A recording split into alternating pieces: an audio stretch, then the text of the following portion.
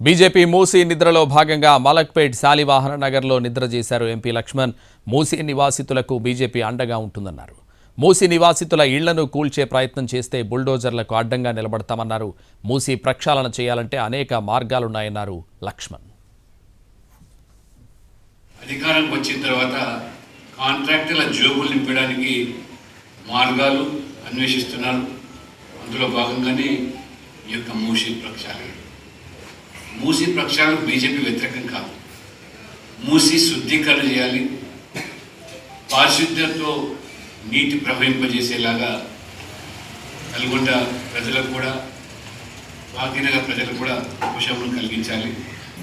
మూసీ కాలువకు రెండు వైపులా ప్రహరీ గోడలు నిర్మించి కొద్దిగా రెండు వైపులా కూడా సుందరీకరణ చేసే అవకాశం ఉంది.